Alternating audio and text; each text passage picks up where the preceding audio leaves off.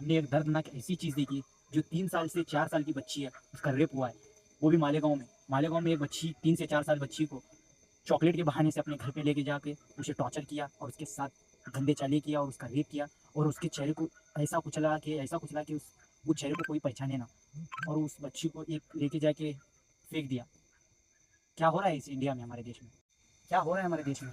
क्या हमारे देश की जनरेशन ऐसे जा रही है कि वो बच्ची का क्या कसूर था कि वो बच्ची ने सीधा दुनिया भी नहीं देखी, कुछ भी नहीं देखी और बच्ची का रेप हो गया? क्या हमारा कानून इतना ये हो गया है कि ऐसे लोगों को सज़ा नहीं मिल रही है? बताओ मुझे कि ऐसे लोगों को 2 साल की कैद में रह के, 2 साल या कितने साल भी रहेंगे, वो रह के वापस आ जाते हैं, उनकी कोई सज़ा ही नहीं मिलती। वो तो आराम से खा पी के तो बाहर आ जाते हैं। तो इधर बच्ची का कोई कसूर नहीं था, जिसकी घर की खुशियाँ थी, उसका सब छीन गया। उसके माँ बाप ने कितनी ये सोचा होगा उस बच्ची के बारे में। किसी की खुशियाँ थी, किसी की घर की खुशी थी बच्चा, और उस बच्ची का रेप हो गया। और देखो, अरे पहले जैसा था, जो रेप करेंगे, जेल में जाएँगे, वापस आएँगे। कानून तो कुछ करेगा नहीं हमारा। ऐसे लोगों को सालों को पहले तो फांसी भी थी, अब तो फांसी भी नहीं है, वो सज़ा तो कैंसल हो चुकी है। क्या अभी इन लोगों को ऐसे ही छोड़ दें? क्या इन्हें कुछ करेंगे नहीं? क्या हमारे घर की लड़कियाँ सेफ नहीं होंगी? अगर यही बात आपकी लड़कियों पे आती या हमारी लड़कियों पे आती, क्या हम ऐसे ही चुप रहते? नहीं, हमें इस बच्ची को इंसाफ दिलाना होगा और हमें इस बच्ची के लिए कुछ करना होगा, क्योंकि इनके माँ-बाप को न्याय दिलाएँ और इस हरामज़ादे को फांसी तक हम लेके जाएँ।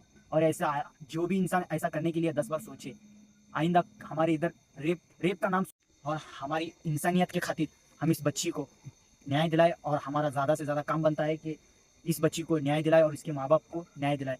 तो मैं यही ये करता हूँ कि इस बच्ची के लिए ज़्यादा से ज़्यादा आवाज़ उठाएँ और अपने नहीं, एटलीस्ट आप ये नहीं कर आवाज़ नहीं उठा सकते, एटलीस्ट शेयर तो कर सकते हैं। इस वीडियो को ज़्यादा से ज़्यादा शेयर कीजिए और इस हरामज़ादे को फांसी तो होना ज़रूरी है, क्योंकि ऐसे लोगों की वजह से हमारी माँ, बहन, बेटियाँ सुरक्षित नहीं है। तो इसीलिए ऐसे लोगों को अगर एक को सज़ा मिलेगी तो आइंदा कोई रेप करने के लिए 10 बार सोचेगा। तो हमें ऐसा कदम उठाना पड़ेगा कि ऐसे लोगों को बीच बाज़ार में लेके इनको फांसी पे लटका दें, और ऐसे हरामज़ादों के दोबारा कोई जनरेशन पैदा ना हो जो रेप करने के लिए भी 10 बार सोचे।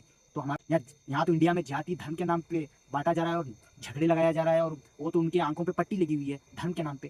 तो धर्म का चश्मा उतारिए, अपनी पट्टी उतारिए और बच्ची के लिए देखिए हमारे इंडिया में क्या हो रहा है। और इंसानियत के खातिर जो देखो, मैं ऐसे धर्म को ही नहीं मानता जो इंसानियत ना हो। तो भाई पहले इस बच्ची को, जो सब धर्म होते हैं, सब में तो इंसानियत होती है, सबसे ज़्यादा सबसे पहला आता है इंसानियत आती है, उसके बाद में धर्म आता है। तो इसीलिए मैं किसी के धर्म के बारे में कुछ बोल रहा नहीं हूँ, किसी को बोल रहा हूँ, बस इस बच्ची को, वो हिंदू हो या मुसलमान हो या किसी की अन्य धर्म की लड़की हो, वो भी मेरी बहन है, वो भी मेरी माँ बहनें जैसे हैं। तो इसीलिए इस बच्ची को न्याय मिलना चाहिए, और ज़्यादा से ज़्यादा इस वीडियो को शेयर कीजिए। और ये तो कोई बोलेगा नहीं, अगर इस वीडियो देख के आपको किसी को हर्ट हुआ तो आई एम रियली सॉरी, मगर इस बच्ची को न्याय दिलाना चाहिए हमें।